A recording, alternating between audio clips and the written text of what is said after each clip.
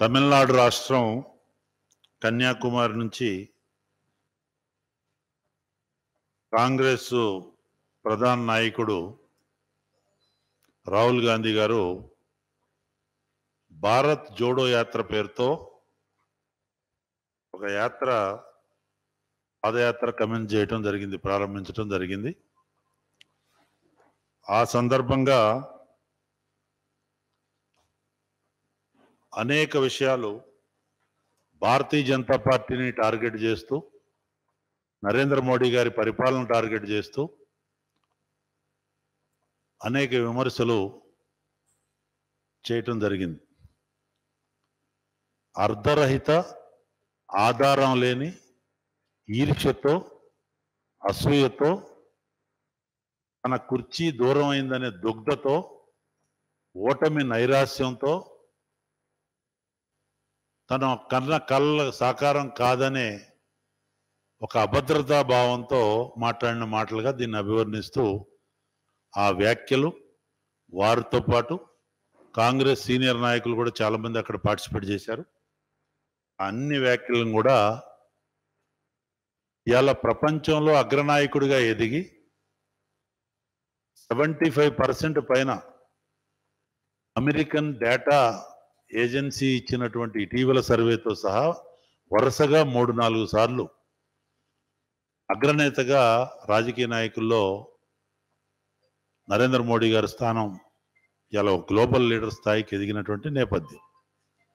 ఒక బలమైన, పటిష్టమైన, అర్థవంతమైన, విజనరీ, డైనమిక్ లీడర్షిప్ భారత ప్రధానమంత్రి భారతదేశం యొక్క కీర్తిని, ప్రతిష్టని ప్రపంచ చిత్రపటంలో గ్లోబల్ లెవెల్లో ఇనుమడింపజేస్తూ భారతీయ తత్వాన్ని, భారతదేశం యొక్క నేపథ్యాన్ని, గౌరవ ప్రతిష్టల్ని ఈ 8 సంవత్సరాల్లో ప్రధానమంత్రిగా వారు చేస్తున్నటువంటి కృషి శ్లాఘనీయం.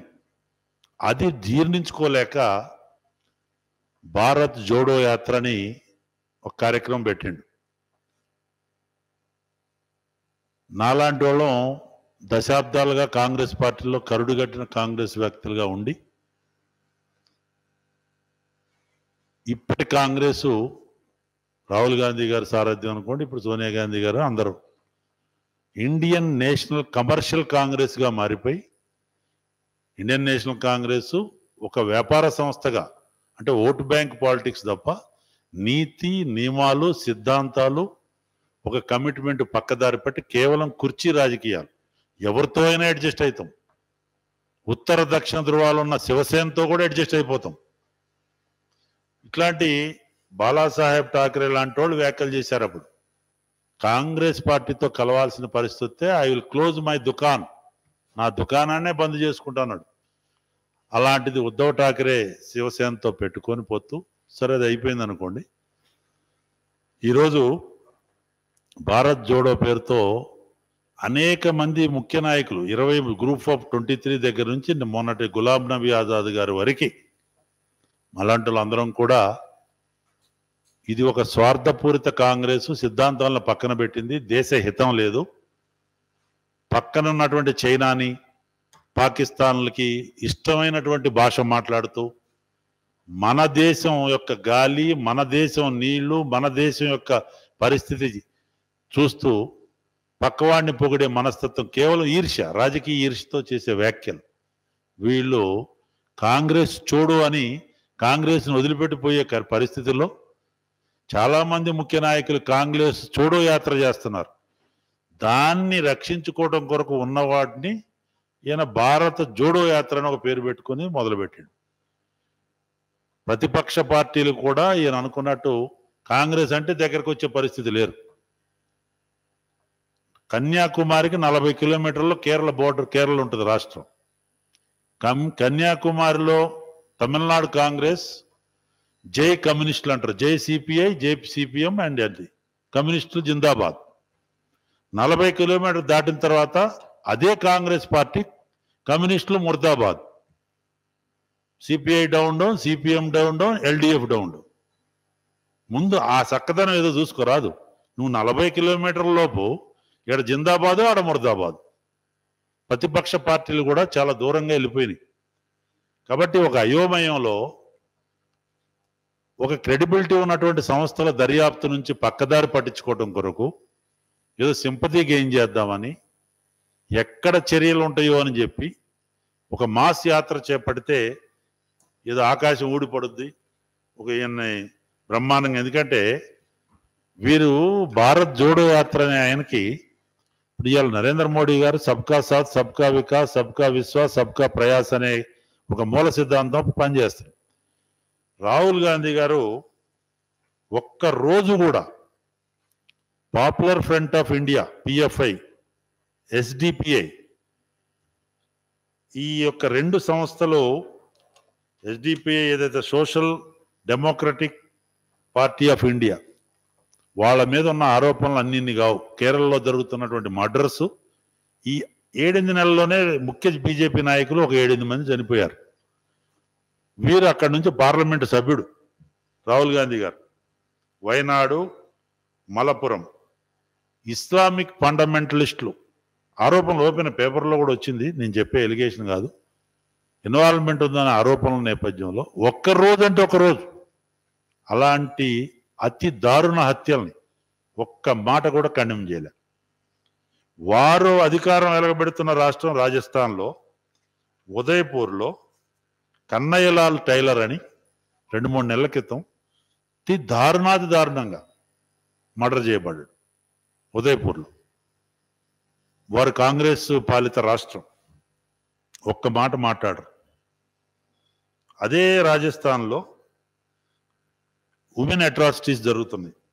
వివిధ వర్గాల మధ్య వైషమ్యాలతో అక్కడ అధికారం, రకరకాల ఆరోపణలు, మీడియా రిపోర్ట్సే ఉన్నాయి, మేము చెప్పేది కాదు. ఈ రోజు ఈ ముఖ్య నాయకుడు ఒక్కరోజు మాట్లాడలా.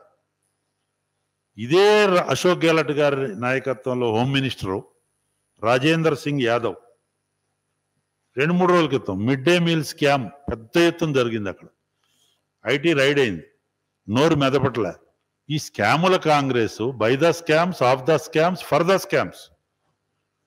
2G స్కామ్లో పాపులర్ అయినటువంటి రాజా డిఎంకే నాయకుడు, స్టాలిన్ గారి సారథ్యంలో కనిమొల్ని గారు లాంటి వాళ్ళు కూడా బెయిల్ పక్షులు, వీళ్ళంతా బెయిల్ మీద ఉన్నారు ఇప్పుడు. రాజా, కనిమొల్ని.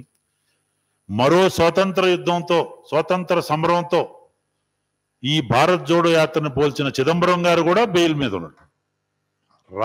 దేశ ఆర్థిక వ్యవస్థ ఇంత అప్పుల పాలు చేసి, అర్థం లేని అనేక వ్యర్థ ప్రయాసాలు చేసి అప్పుల పాలై ఇలా పెట్రోల్ డీజిల్ రేట్లు పెరగడానికి కూడా కారణమైన యూపీఏ పాపం వీళ్ళు ఇలా నీతులు చెప్తున్నారు. భారతీయ జనతా పార్టీకి ముక్తిదేవ్, భారత్కు ముక్తిదేవ్ బీజేపీ. అరే కాంగ్రెస్ ముక్త భారత్ కావాలా? కాంగ్రెస్ చోడో భారత్ జోడో అనేది నీడ్ ఆఫ్ ది అవర్.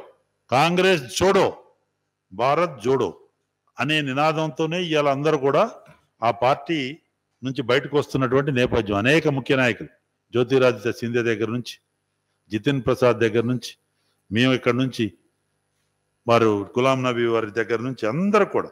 ఎందుకంటే కంప్యూటర్ కాంగ్రెస్, ట్విట్టర్ కాంగ్రెస్ అయిపోయింది. మూలాలు పోయినాయని మొన్ననే చెప్పిండు గులాం నబీ ఆజాద్ గారు.